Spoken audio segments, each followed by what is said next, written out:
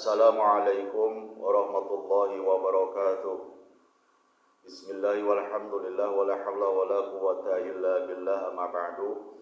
Syukur alhamdulillah pada kesempatan yang mulia ini kita masih diberikan kenikmatan-kenikmatan, wabil khusus nikmat iman dan Islam, sehingga kita masih bisa meluangkan waktu, menyisihkan waktu untuk menyimak kajian kitab Lubabul Hadis atau kitab Tanqihul Qaul, yang insyaallah sekarang memasuki bab yang ke-33 di dalam keutamaan diam. Salawat dan salam marilah kita senantiasa limpah ruahkan kehadiran alam Nabi besar Muhammad sallallahu alaihi wasallam beserta para keluarganya, para sahabatnya, para tabi'in wa tabi'ut tabi'innya, dan semoga kita termasuk dalamnya hingga akhir zaman. Amin amin ya rabbal alamin.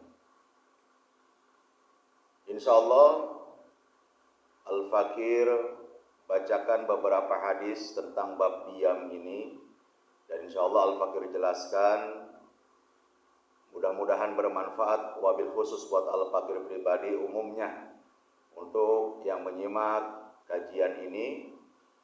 Dan mohon maaf apabila dari segi baca kitabnya, dari logatnya, penjelasannya, i'rabnya kurang benar, kurang baik, mohon maaf yang seluas-luasnya. Bismillahirrahmanirrahim. Al-babu salisu wa salasuna fi fadilati sumti. Utawi bab kang kaping 3 lan 30 iku tetep ing dalem mertelakeun keutamaan meneng diam. Qala Nabi sallallahu alaihi wasallam, wis ngandika sapa Kangjeng Nabi Muhammad sallallahu alaihi wasallam, al-afiyatu asyaratu ajza'in. Utawi selamat iku 10 piro-piro bagian. Tis'atun fisumti. Utawi kang kaping 9 iku tetep ing dalem meneng. Wal ashiratu bil uzlati anin nas. Lan utawi kang kaping 10 iku tetep ing dalem ujlah, mengasingkan saking manusia. Maksud hadis ini, penjelasannya adalah keselamatan itu ada 10. Bisa dimaknai dengan kesehatan, ada 10 afiah, ya, ada 10 bagian. Yang ke-9 itu adalah diam. Dan yang ke-10 adalah uzlah, mengasingkan dari manusia. Ya, diam dengan mengasingkan, ujlah dari manusia ini adalah bagian dari keselamatan. Makanya berbicara tentang diam ini ada kalanya baik, ada kalanya tidak baik. Ada kalanya kita harus diam, ada kalanya kita harus berbicara. Tapi lebih baik diam kalau tidak manfaat ucapannya. Kalau ucapannya buruk, lebih baik diam. Ada pepatah mengatakan lidah itu lebih tajam daripada pedang. Artinya walaupun lidah tidak bertulang, ya, tapi tajam, ya, daripada pedang, bisa melukai dan menyakiti hati orang lain. Kalau kena sayatan pedang ada obatnya, akan tetapi tatkala orang sakit hati, tersinggung, ini lama sembuhnya. Makanya lebih baik diam daripada mengeluarkan ucapan yang tidak manfaat. Hadis berikutnya, waqala sallallahu alaihi wasallam, wis ngandika ya Kangjeng Nabi Muhammad sallallahu alaihi wasallam, likulli syai'in najasatun. Iku tetep kaduwe saban-saban sewiji utawi najis. Wa najasatul lisanil bazaatu. Lan utawi najis lisan iku ngomong ala. Maksud hadis ini tiap-tiap sesuatu itu najis. Dan najisnya lidah, najisnya ucapan adalah ngomong, berkata yang buruk. Na'udzubillah. Makanya jangan sekali-kali kita berkata buruk, menghina, ghibah kepada orang lain. Lebih baik kita diam. Wa qala sallallahu alaihi wasallam isnadika Kangjeng Nabi Muhammad sallallahu alaihi wasallam, man somata naja, sing sapa meneng ieu si wong, naja mangka salamat ieu si wong. Jadi siapa orang yang menang, yang diam, maka akan selamat. Jadi diamnya kita dari ucapan yang buruk, dari ucapan yang tidak bermanfaat, merupakan jembatan untuk menuju keselamatan. Wa qala sallallahu alaihi wasallam, wis ngadika ya Kangjeng Nabi Muhammad sallallahu alaihi wasallam,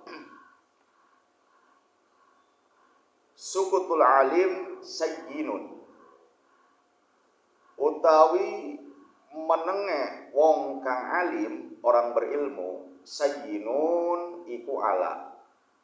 Wa kalamuhu zayyinun, lan utawi ngomonge orang alim zainun iku bagus. Wa kalamul jahil, lan utawi ngomonge wong kang jahil sayyinun iku ala. Wasukutuhu zainun, lan menenge orang jahil iku bagus.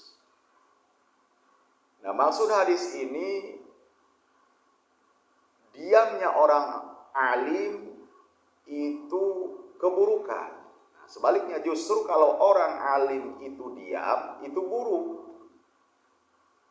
Dan bicaranya orang alim itu merupakan kebaikan. Jadi ini kebalik. Justru orang alim itu harus banyak bicara, menyampaikan hal-hal yang baik, menyampaikan hal-hal yang manfaat, menyampaikan mana yang hak, mana yang batil, menyampaikan mana kemaksiatan, mana kemungkaran. Ini orang alim ini harus banyak bicara justru. Diamnya orang alim justru merupakan keburukan. Diam ketika ada kemungkaran, ada kemaksiatan di sekitarnya, dia hanya bisa diam. Na'udzubillah. Jadi lebih baik orang alim itu banyak bicara, tapi bicara yang manfaat, bicara penuh ilmu, bicara menyampaikan hal-hal yang baik, mana hak, mana batil, mana hukum haram, halal, sunnah, mubah, wajib, dan lain sebagainya. Jadi celaka kalau ada orang alim diam, untuk menyampaikan kebaikan, diam. Ketika ada kemaksiatan, kemungkaran, ini celaka. Tapi sebaliknya, suatu kebaikan kalau ada orang alim yang berkata, ketika menyampaikan kebaikan, ataupun menyampaikan suatu larangan, berbuat maksiat, kemungkaran, dan lain sebagainya. Nah, bagi orang jahil, banyak bicara itu justru suatu keburukan. Dan diamnya orang jahil merupakan kebaikan. Ini pun sebaliknya. Bagi orang yang bodoh, yang jahil, lebih baik diam. Ini suatu kebaikan. Daripada banyak ngomong, tidak tahu hukum, tidak tahu ilmunya, lebih baik diam. Daripada banyak ngomong, ini satu keburukan. Hadis berikutnya, waqala sallallahu alaihi wasallam, bisingandika ya Kangjeng Nabi Muhammad sallallahu alaihi wasallam,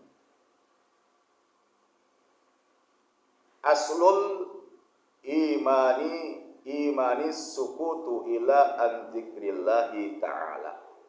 Aslul imani utawi asal imane iku meneng illa angin an dzikrillah, saking zikir ning Allah Ta'ala.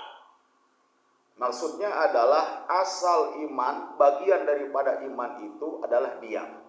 Terkecuali berzikir kepada Allah Subhanahu wa taala, maka silahkan jahar, silahkan keluarkan suaranya. Mau zikirkah, mau baca Al-Qur'ankah, mau melafalkan kalimat-kalimat thayyibah, silahkan. Ya. Akan tetapi diam itu asal bagian daripada iman, kecuali berzikir kepada Allah dan lain sebagainya, baca Quran ataupun sholawatan, ini justru harus jahar, harus bersuara, nggak boleh diem. Ya, kecuali zikirnya zikir samar, zikir yang hanya ada di hati. Ya, jadi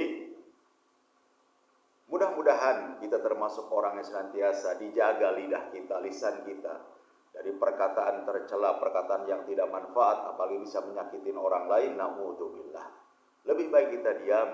Kalau kita bukan ahlinya di suatu perkara, lebih baik diam.